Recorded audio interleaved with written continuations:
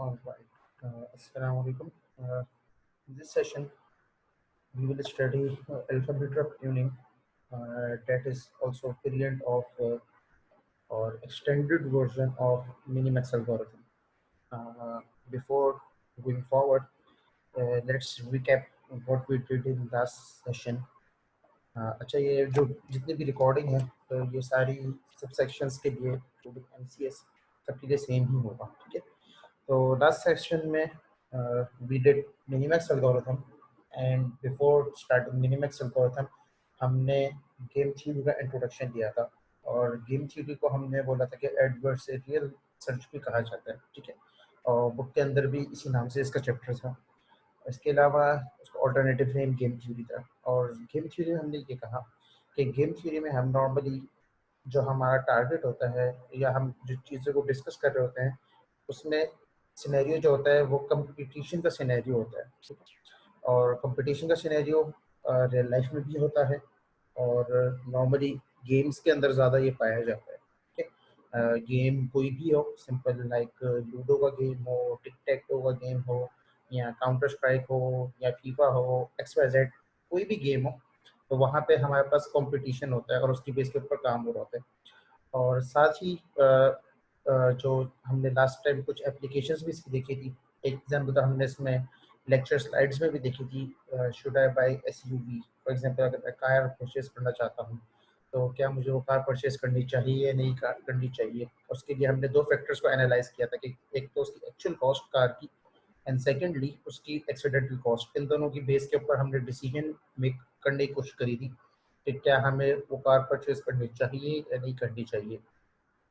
Similarly हम इस चीज़ को या इसी गेम थ्योरी को डिफरेंट और एप्लीकेशन या रियल वर्ल्ड सिनेरियोज में अप्लाई कर सकते हैं, ठीक है। लाइक LP प्रोग्रामिंग हमने पढ़ा था, ठीक है, जिसमें हम maximization and minimization optimization problem हमने पढ़े थे। उसमें हमने मिनिमाइजेशन एंड मैक्सिमाइजेशन के प्रॉब्लम को डिस्कस किया। तो सिमिलर अगर कोई सिचुएशन ऐसी हो जहाँ पे मैक्सिमाइजेशन एंड मिनिमाइजेशन की बात हो, वहाँ पे भी हम गेम थ्योरी को अप्लाई कर सकते हैं, ठीक है। और इसी तरीके से मैंने फेसबुक की एग्जांपल दी थी रिकॉर्डेड वीडियो सेशन में कि फॉर एग्जांपल फेसबुक ये चाहता है या फेसबुक ने एनालाइज किया और उसको ये पता चला कि आफ्टर 7 PM टू 10 PM या 12 PM मेरे पास ट्रैफिक ज़्यादा होता है। तो उसने क्या किया, जो भी उसका डाटा सेंटर है उसके ऊपर उसने पॉलिसी बिल्ड कर दी और उस पॉलिसी के बिल्ड करने के लिए उसने गेम थ्योरी को यूज़ किया कि फॉर एग्जांपल अगर मेरे पास ट्रैफिक ज़्यादा हो तो मैं इन मशीन्स को टर्न अप कर दूं या ये मशीन्स ऑन हो जाएं, और अगर ट्रैफिक कम है तो ये मशीन्स टर्न ऑफ हो जाए। अब क्वेश्चन ये होगा कि गेम थ्योरी यहाँ पे कैसे आ रही है। ये तो हम सिंपली कोई रूल भी बना सकते हैं, इसका कोई लॉजिक और भी बन सकती है। तो गेम थ्योरी यहाँ पे ये होगा कि मुझे कौन सी मशीन्स को ऑन करना चाहिए, तो best arrangement across multiple machines मुझे पता चल जाएगा। यानी वहाँ पे गेम थ्योरी इम्प्लीमेंट होगी कि अगर मेरे पास hundreds and millions of machines हैं अपने डाटा सेंटर के अंदर, तो उनमें से मैं कौन कौन सी मशीन्स को ऑन करूं और कौन कौन सी मशीन्स को ऑफ करूं, तो उसके लिए मुझे कुछ सर्च स्ट्रेटजी बनानी पड़ेगी। तो जो सर्च स्ट्रेटजी बनाने के लिए जो पार्ट चाहिए होगा मुझे, या हमें एक अप्रोच जो हमारे पास है, देखो, और अगेन एक बात यहाँ पे रिपीट करना इम्पोर्टेंट है, इसलिए मैं यहीं पे रिपीट कर देता हूँ कि हर काम को करने के मल्टीपल वेज है। कोई भी आप काम करना चाहो उस काम को इम्प्लीमेंट करने के लिए मल्टीपल वेज हैं और हर वे की अपनी अपनी कोई खासियत होगी। यानी हर एक का अपना एक कोई ना कोई बेनिफिट होगा और कोई ना कुछ लॉस होगा, ठीक है, या फ्लॉ होगा, ठीक है।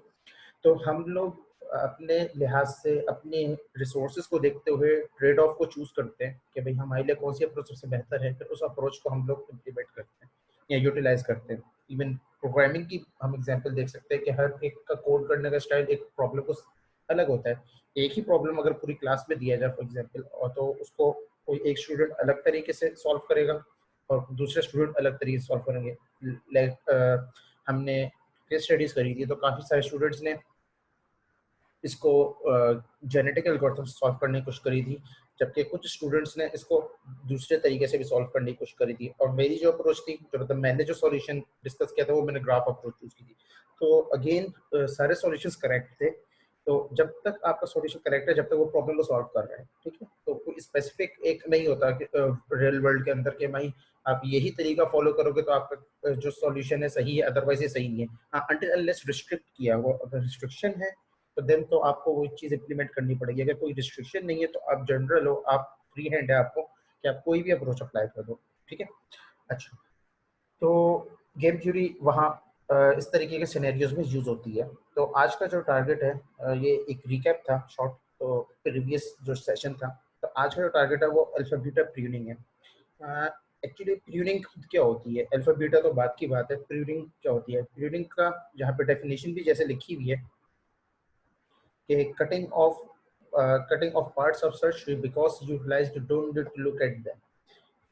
ट्यूनिंग का मतलब सिंपल इज डैट कि आप क्या करते हैं कि आपके पास जो भी ट्री है या जो पॉसिबल मूव्स हैं उनमें से आप कुछ मूव्स को कट ऑफ कर देते हैं। और कट ऑफ करने के लिए आपके पास ऑब्वियसली कोई ना कोई क्राइटेरिया होता है जिसकी बेस के ऊपर आप कट ऑफ कर रहे होते हैं। ठीक है।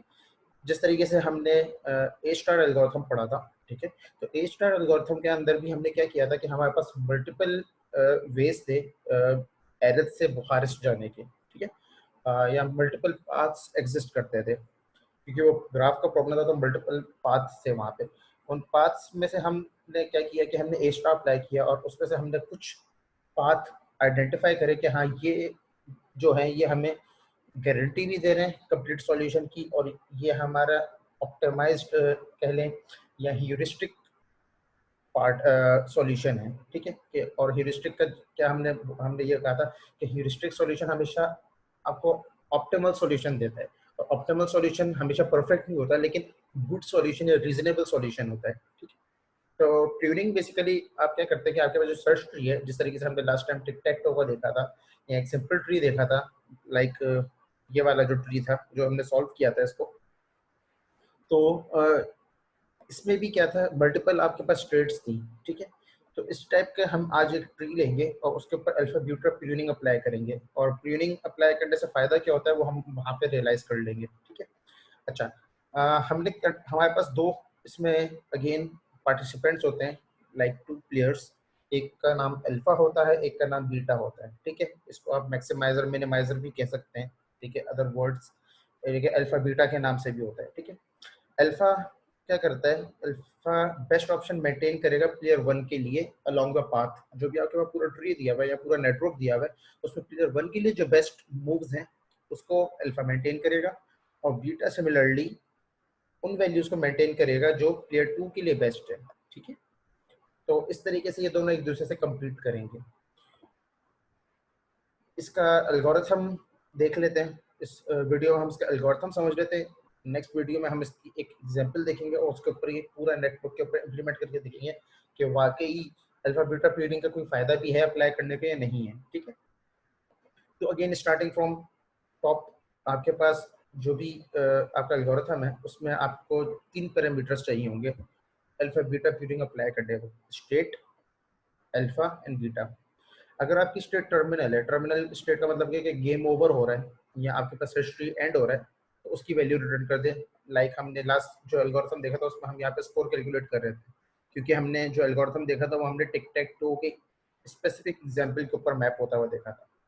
अगर जो प्लेयर है उसकी जो भी स्टेट है वो, अगर प्लेयर वन है तो उसकी वैल्यू आप माइनस इन्फिनिटी सेट कर दें। अच्छा, माइनस इन्फिनिटी यहाँ पे सेट क्यों किया है? माइनस इन्फिनिटी इसलिए सेट किया है यहाँ पे कि आपके पास जो नेटवर्क है तो उसमें मल्टीपल आपके पास पॉसिबिलिटीज हो सकती है या इनफाइनाइट पॉसिबिलिटीज हो सकती हैं। तो अगेन जिस तरीके से हमने लास्ट सिनेरियो जो हमने पढ़ा था उसमें हमने यूटिलिटी की वैल्यू को, एक प्लेयर की यूटिलिटी की वैल्यू को हमने -1 कहा था और एक प्लेयर की यूटिलिटी की वैल्यू को हमने +1 कहा था। तो यहाँ पे जो माइनस इन्फिनिटी है ये बेसिकली यूटिलिटी को इनिशियलाइज कर रहा है। ठीक है। जो आपकी यूटिलिटी है वो इनफाइनाइट है, बस आप नेगेटिव में, और आप ये चाहोगे कि ये मैक्सिमम हो जाए। ठीक है। या प्लेयर वन ये चाहेगा कि वो मैक्सिमम हो जाए। अच्छा, हर एक्शन के अगेंस्ट, इसे फॉर ईच का लूप है, और फॉर ईच एक्शन आप वी की वैल्यू चेक करोगे कि मैक्सिमम हो उस प्लेयर के लिए। ठीक है।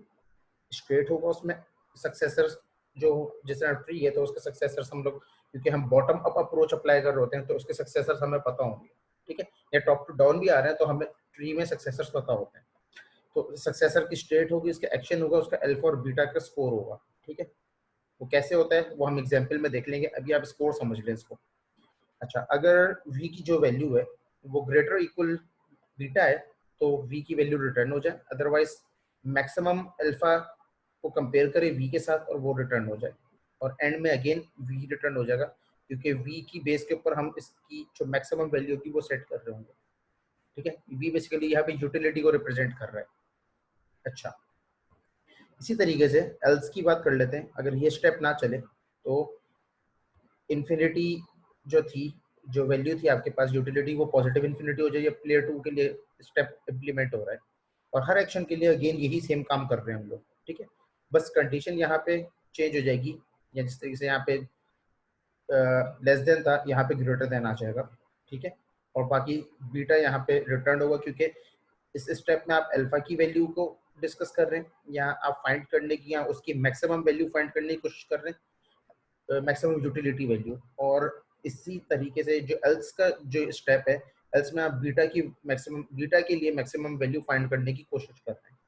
तो इस तरीके से आपका एल्गोरिथम चलेगा। तो है ये सिंपली मिनीमैक्स ही एक तरीके से, अगर इसको देखा जाए मिनीमैक्स से, इसमें कोई चेंजिंग नहीं है एल्गोरिथम में, ये है मिनीमैक्स ही। बस इसमें मिनीमैक्स की जगह मिनिमम मैक्सिमाइजर और मिनिमाइजर की जगह अल्फा और बीटा नाम रख दिया। बाकी स्टेप्स वही हैं, काम वही है, और यूटिलिटी की वैल्यू को बस यहाँ पे माइनस इन्फिनिटी और पॉजिटिव इन्फिनिटी से रिप्रेजेंट किया है। तो ये आपका अल्फा बीटा प्रूनिंग था और इसका एल्गोरिथम था।